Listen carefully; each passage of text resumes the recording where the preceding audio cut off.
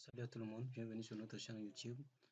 Aujourd'hui, on va continuer toujours dans le but, dans l'objectif de parler toujours de la programmation parallèle, mais avec une notion particulière qui parle des supercalculateurs ou encore des machines à haute performance, en choisissant un exemple des machines de top 500 dont l'on parle aujourd'hui. Alors, sans plus tarder, nous allons passer au plan. Comme plan, nous allons d'abord en premier lieu la définition, après l'historique de Raven GPU, qui est un exemple pris parmi les machines top 500 de supercalculateurs. Et en troisième, les caractéristiques de cette machine. Et à la fin, domaine d'application de cette machine. Quelques domaines d'application de cette machine. Alors, comme nous l'avons annoncé, Raven GPU ou bien encore un supercalculateur ici. Un supercalculateur d'abord est un ordinateur ou machine conçu pour atteindre les plus hautes performances possibles avec la technique connue lors de sa conception. Donc, ici, les techniques seront prédéfinies pendant sa conception pour que l'on l'utilise alors, s'exécute les tâches et atteindre les buts dans un temps minimum. Alors ici, en parlant de supercalculateur et encore classé dans les top 500, on va parler d'un exemple de Raven GPU qui peut parler de ces machines de top 500 classées à la 61e position. Mais leur classement varie toujours d'un mois à l'autre. Donc, au moment où nous faisons cette vidéo, ça peut occuper toujours la 61e place, mais dès demain, peut-être le classement peut changer d'un mois à l'autre. Alors, ici, elle a été conçue pour des régions de performance et c'est presque toujours un ordinateur central et qui permet de traiter les tâches par lot. Sans plus tarder, comme nous l'avons dit, on va passer à l'historique et application à l'apparition. Comment Raven GPU a fait son apparition et pourquoi. Ici d'abord, le nouveau supercalculateur Raven a été installé en septembre et mis à niveau avec deux passes au cours du premier semestre 2021. Sa configuration initiale a servi à un système provisoire et comprenait 516 nœuds. Entre-temps, avec les différentes caractéristiques que vous voyez, dont fournissant même 49 536 cœurs de processeurs avec RAM de 193 Tera et un pic théorique estimé à 3,5 flots par seconde. Donc, il traite ces trucs. Alors, en avril et juin 2020, le système provisoire a été remplacé en deux étapes par le système définitif. Maintenant, parce que là, au début, ils ont commencé d'abord par les prototypes et tester est-ce que Raven GPU peut assumer les différentes tâches et assurer ses performances, les capacités autres pour supporter les traitements par l'eau.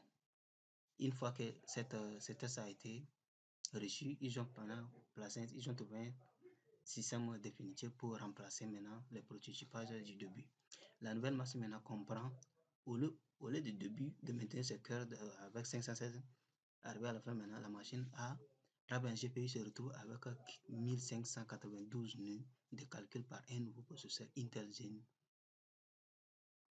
C'est comme ça que Raven GPU a fait son apparition et a occupé et s'est classé aussi parmi les top 500 des supercalculateurs. Les caractéristiques de Raven GPU, comme nous avons un peu annoncé dans son origine et historique et l'apparition, vous allez voir ici d'abord Raven GPU ici est d'abord des noyaux GNC et version 5.0. Donc vous voyez le nom de code de l'architecture Island parce que a été conçu par les Islandais et mis au marché par les Islandais pour maintenant contribuer au développement de la technologie. Vous voyez un peu ces caractéristiques ici, les graphismes de calcul.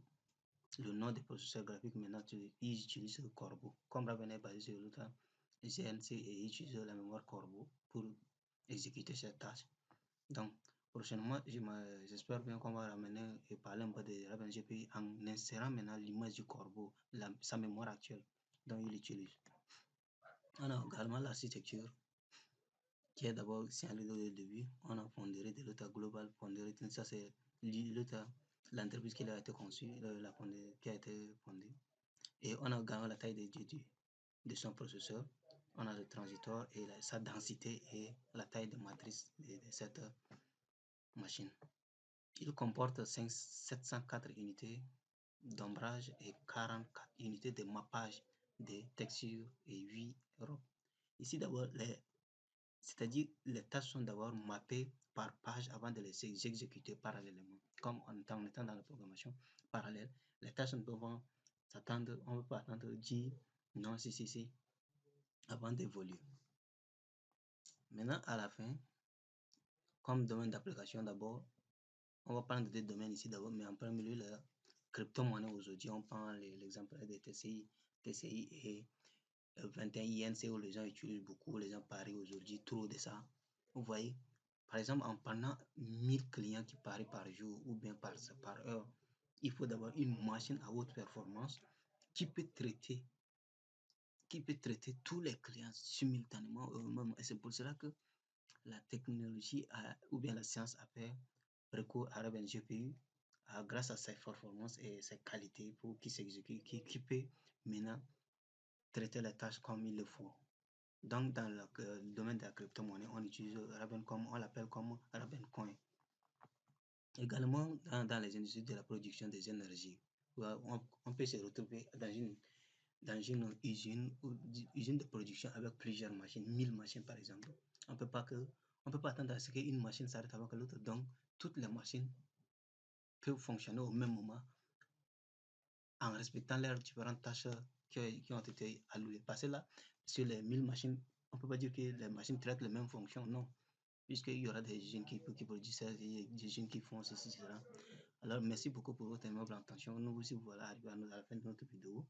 Nous allons nous y retrouver très bientôt sur notre chaîne pour parler de Raven GP, comment Raven a été développé et quelles sont les tâches qui ont été réalisées par Raven.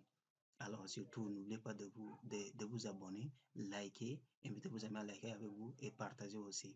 Merci, passez une excellente journée.